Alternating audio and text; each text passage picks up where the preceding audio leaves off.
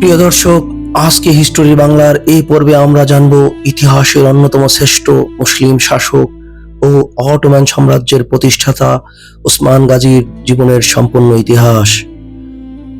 আজ আমরা জানাবো তার জন্ম, শৈশব, যুদ্ধ, জয়, পরাজয়, প্রেম, বিবাহ, সন্তান, ব্যক্তিগত দুঃখ কষ্ট নিয়ে বিস্তারিত। তো ভিডিওটা না টেনে পুরো ভিডিওটা দেখবেন এবং আমাদের চ্যানেলে যদি নতুন হয়ে থাকে এবং আমাদের চ্যানেলটি সাবস্ক্রাইব করে সাথেই থাকবেন। তো চলুন শুরু করা যাক। প্রায় 1258 সালে আনাতোলিয়ায় সগুদ অঞ্চলে জন্মগ্রহণ করেন ওসমান গাজী। তার পিতা ছিলেন আর্তুগুল গাজী এবং মাতা ছিলেন হালিমা খাতুন। ঐতিহাসিক সূত্রে তার পরিচয় নিয়ে কিছু মতভেদ রয়েছে। সে সময় আনাতোলিয়ায় সেলজুক সালতানাত দুর্বল হয়ে পড়েছিল এবং চারিদিকে মঙ্গলদের প্রভাব বৃদ্ধি পেতে থাকে। এমন অস্থির পরিবেশেই বড় হয়ে ওঠেন ভবিষ্যতের এই মহান নেতা ওসমান গাজী। ছোটবেলা থেকেই ওসমান গাজী ছিলেন প্রচন্ড সাহসী, বিচক্ষণ এবং ধর্মপরায়ণ একজন মানুষ। তার পিতা আর্তুগুল গাজী তাকে যুদ্ধকৌশল, নেতৃত্ব, ন্যায় বিচারের শিক্ষা দিয়েছিলেন। তখন তরুণ বয়সেই তিনি ঘোড়সওয়ারি, তীরন্দাজি এবং তরবারি চালনায় অসাধারণ দক্ষতা অর্জন করেছিলেন। ওসমান গাজীর জীবনের সব থেকে বিখ্যাত ঘটনার একটি হলো তার স্বপ্ন। এক রাতে তিনি বিখ্যাত আলেম শেখ এদেব আলীর ঘরে অবস্থানকালে স্বপ্ন দেখেন শেখের বুক থেকে একটি চাঁদ উঠে এসে তার বুকে প্রবেশ করছে।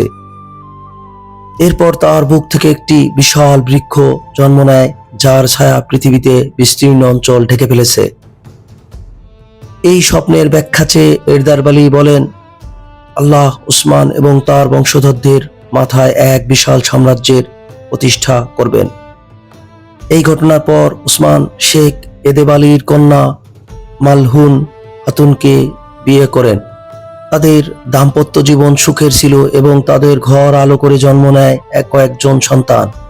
তাদের মধ্যে সব থেকে বিখ্যাত ছিলেন ওরহান গাজী, যিনি পরবর্তীতে অটোমান সাম্রাজ্যের দ্বিতীয় শাসক হয়েছিলেন। 1281 সালে আর্তুগুল গাজীর মৃত্যুর পর ওসমান কাই গোত্রের নেতা নির্বাচিত হন।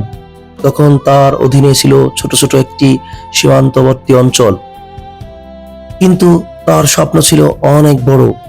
তিনি বাইজেন্টাইন সীমান্তের দুর্গগুলো দখল করে নিজের শক্তি বাড়াতে শুরু করেন। 1299 সালকে সাধারণভাবে অটোমান সাম্রাজ্যের প্রতিষ্ঠা বর্ষ হিসেবে ধরা হয়। এই বছর ওসমান কার্যত স্বাধীন শাসক হিসেবে আত্মপ্রকাশ করেছিলেন এবং তার রাষ্ট্রে ভিত্তি স্থাপন করেছিলেন। এখান থেকেই শুরু হয় প্রায় 6 শতাব্দী স্থায়ী অটোমান সাম্রাজ্যের বিশাল ইতিহাস। ওসমান গাজীর সব থেকে বড় শক্তি ছিল তার নেতৃত্ব। তিনি শুধু যুদ্ধ করতেন না, বরং দখলকৃত এলাকার মানুষের নিরাপত্তা, ধর্মীয় স্বাধীনতা, ন্যায়পরায়ণতা, ন্যায় বিচার নিশ্চিত করতেন। ফলে অনেক মানুষ স্বেচ্ছায় তার শাসন মেনে নিত। তিনি একের পর এক গুরুত্বপূর্ণ দুর্গ শহর দখল করতে থাকেন। ইনেশেরিয়ার তার অন্যতম গুরুত্বপূর্ণ বিজয় ছিল। পরে তিনি বসরা অবরোধ শুরু করেন, যদিও জীবদ্দশায় বসরা সম্পূর্ণ বিজয় করতে পারেননি। তার মৃত্যুর পর তার পুত্র ওরহান গাজী সেই বিজয় সম্পন্ন করেছিলেন। তবে ওসমানের জীবন শুধু বিজয়ে ভরা ছিল না। কিছু অভিযানে তিনি কঠিন প্রতিরোধের মুখে পড়েছিলেন। কিছু যুদ্ধের প্রত্যাশিত সাফল্য পাননি। সীমিত সৈন্য, অর্থনৈতিক সংকট এবং শক্তিশালী বাইজেন্টাইন দুর্গ তার বড় ধরনের চ্যালেঞ্জ ছিল।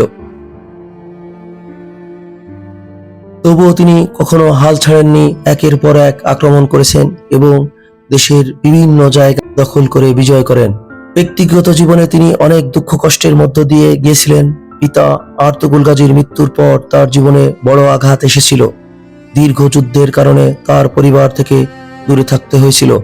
জীবনের শেষ দিকে অসুস্থতায় তাকে বেশ ভুগিয়েছে। ওসমান গাজীর সন্তানদের মধ্যে সব থেকে গুরুত্বপূর্ণ ছিল ওরহান গাজী। এছাড়াও ঐতিহাসিক সূত্রে আলাউদ্দিন পাশা সহ আরও কয়েকজন সন্তানের উল্লেখ পাওয়া যায়।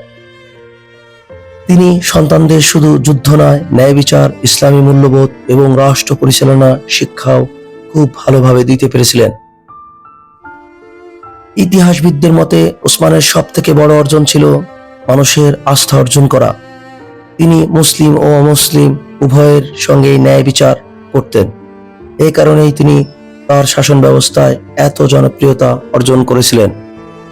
1323 বা 1324 সালের দিকে তিনি গুরুতর অসুস্থ হয়ে পড়েন এবং রাষ্ট্র পরিচালনার দায়িত্ব ধীরে ধীরে তার পুত্র উরহানের হাতে তুলে দেন। অবশেষে 1324 অথবা 1326 সালে তিনি মৃত্যুবরণ করেন। তার মৃত্যুর সাল নিয়ে ইতিহাসবিদদের মধ্যে বেশ কিছু মতভেদ রয়েছে। তাকে বুসরায় সমাহিত করা হয়েছিল মৃত্যুর পরে। ওসমান গাজীর মৃত্যুর পর তার প্রতিষ্ঠিত রাষ্ট্র থেমে যায়নি, বরং ওরহান গাজী, প্রথম মুরাদ, বায়েজিদ, মোহাম্মদ ফাতি এবং সুলতান সুলেমান দ্য ম্যাগনিফিসেন্টের মতো শাসকদের নেতৃত্বে অটোম্যান সাম্রাজ্য ইউরোপ, এশিয়া ও আফ্রিকান জুড়ে বিস্তৃতি লাভ করেছিল। প্রায় 600 বছর বিশ্বের অন্যতম শক্তিশালী সাম্রাজ্য হিসেবে এই অটোম্যান সাম্রাজ্য টিকেছিল। ওসমান গাজীর জীবন আমাদের শেখায় একজন মহান নেতার পরিচয় শুধু তার যুদ্ধ জয় নয়, বরং তার সততা, ন্যায়পরায়ণতা, দূরদর্শিতা এবং মানুষের প্রতি দায়িত্ববোধ। ছোট একটি গোত্র কিভাবে ধীরে ধীরে একটি বলিষ্ঠ নেতৃত্বের কারণে বিশাল সাম্রাজ্যের গড়ে তুলেছিলেন এই ওসমান গাজী, তারই পরিচয় আমরা এই অটোম্যান সাম্রাজ্যের মাধ্যমে পেয়ে যাই। তো অটোম্যান সাম্রাজ্যের প্রভাব প্রায় 600 বছর ধরে সারা পৃথিবী জুড়ে ছিল